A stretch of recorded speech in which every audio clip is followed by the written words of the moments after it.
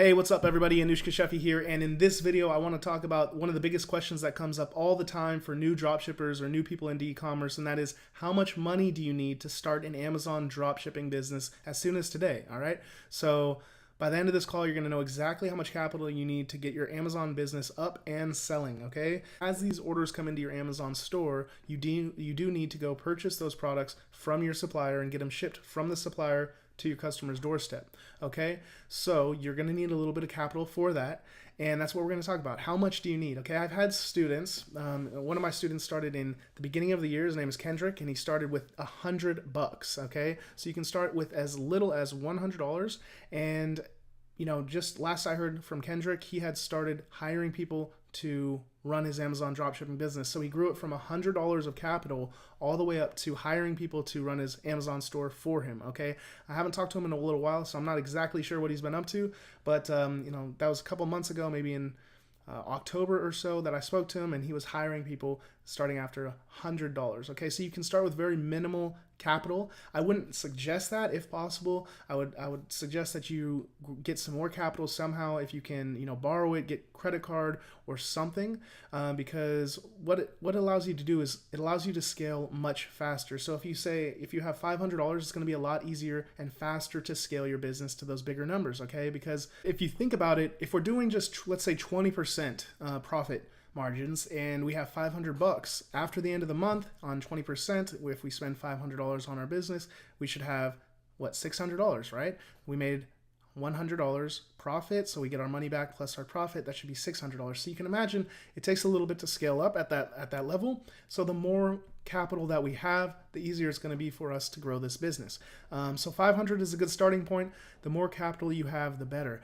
So one way to really skyrocket your capital is obviously a credit card. But why this is such a powerful method is that if you can get a credit card, you may be eligible for a cashback credit card. All right, and with a cashback card, you can make huge amounts of profit, because imagine you're going to your supplier, you're purchasing these products. If you put it on a credit card where you get 1% or 2% and you grow a significant size business, you know, my store did 200,000, it's over 200,000 in sales this month. You know, that can be massive profit in your pocket just by swiping a card. Okay, so that's what this is all about. How much capital do you need? I would highly suggest starting with more than $100. If you do have just $100, what Kendrick had to do was he really had to limit his store. So you can imagine he didn't list 50 products in his store. He might have listed a handful of products. And I specifically remember when we did our product research together, because I was doing one-on-one training back in the day. When we did our product research together, we found a product, and it was like some ankle weights or something. And he was selling these ankle weights, making a great profit. But the first day he listed the ankle weights, the first day he listed products, he had sold out of the capital he had, right? So let's imagine he sold 3 of these ankle weights, which I'm pretty sure it was, at about $30, $35, $33, right? So after 3 sales at $33, you're right at $99. He was out of capital. He had to put his store on vacation. Okay, it's not a problem. At least he got his start. Some people sit on the outside and don't do anything, don't take any action. They're just like, oh, I should probably start something. At least he got started, and then he grew his business and snowballed that up to hiring people. Okay, so that's, you know, outstanding, man. Like, you know, I don't meet a lot of people that do that. They don't, that start with limited capital, focus on their business, and grow it to that level. So this is something that you can do, but if possible, get a card, credit card, get a partner if you can. You know, partners can be a pain in the ass, but you know, that may be a easier way for you to scale a bigger business. Okay, you link up with a partner, maybe he has the capital and you can run the business, or at least put in the effort. Okay, you find the products, you list the products, take care of customer service. He's kind of the bank, and you do the heavy lifting. Okay, so there's ways to find capital, guys. So don't say that I can't start this business, I don't have cash. If you can't come up with $100, then perhaps an online business is not the best opportunity for you right now. Maybe a job would be more in line, right? I'm just saying, guys, that if you can't make it work in your current situation, find another way around it so that you can get out of the loop that a lot of people are in. Okay, I talk to a lot of people, and a lot of people are in this loop of just working, grinding. They want to get out of it, but they don't know how. Okay, so this is what I would suggest. Get a little bit of capital saved up, and get to work, start listing products. I have a video on my channel that covers product research and how to find these hot selling products and what suppliers to use, so you can tap into that information and list your first product. If you only have $100, after you sell out of your $100, just go and put your store on vacation mode. And some ideas for racking up some capital, some cash, so that you can grow this business, okay?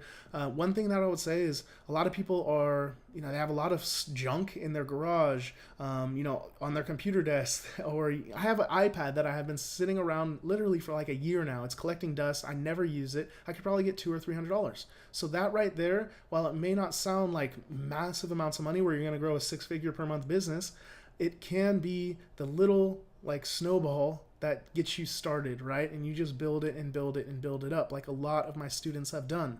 So sell stuff. You can offer services. Okay, if you can offer services on places like iWriter or Upwork, if you're a graphic designer, go offer your skills to somebody and make some money so that you can put that into your business. This is one way to really make some quick money. If you're skilled at something, people need your work, your help. They need your work. Okay, so go to Upwork, go to these sites, sign up, and stack that capital. There are a million different ways to stack capital, guys. There's a lot of people like on there. I talk to a lot of people. I used to get on the phone and get people into my one-on-one coaching. And it was funny because they're talking to me on like a brand new iPhone X, but the thing is they don't have money to start their store. They don't have the $100 to start their store. Come on, guys. It just doesn't make any sense. So, this is what I say, guys. How much capital do you need? You can start with as little as 100. If you have 500, that's going to be the ultimate amount of money to get started. And anything more than that is just icing on the cake, because you can grow the business a lot faster. It allows you to not put your store on vacation mode. It allows you to continue growing, adding more products, and scaling the business at a continuous pace. Okay, and this is where capital comes into play. We can take a closer look at some products here. I'm just going to click randomly into some products, and we'll see what kind of capital can you start with. Okay, and I'll show you a little trick that you can use when you're doing product research or when you're listing products to make sure that, hey, if you only have $100, you don't want to sell stuff that's $200, okay? So let's say we have $250 to work with. What kind of store can we start? Can we really make any money? Heck yes, we can. Okay, how would we do that? We would tap into products and we'd use this price filter over here. Very important, because if you only have $100, you don't want to list one product that's $100. I want you to get out there and make some sales, right? You want to get that good feeling of like, man, I'm making sales on Amazon, not just I made a sale and now let me shut down my store. Okay, so go ahead, list something for, let's say, $30 or $25. That would allow you to get, let's say $24. Oh, let me make it the maximum, so it will be the maximum price of these products that we see on our page.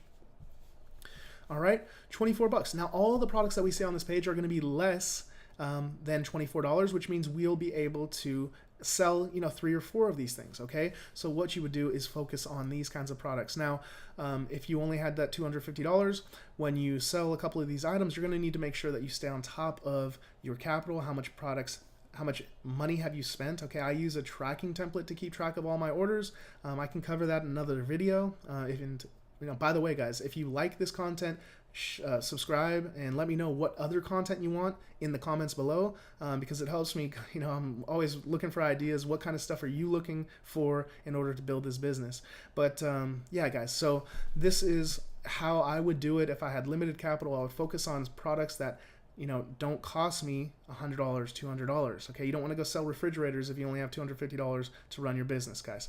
So use the price filters when you're doing your product research or when you're listing products, and this is what I would suggest. So if you're limited capital, get out there, sell some stuff from the garage, offer some services to people, partner with somebody, get a credit card. There's a million ways that you can start your Amazon dropshipping business as soon as today, and you don't have to make the money an obstacle, okay?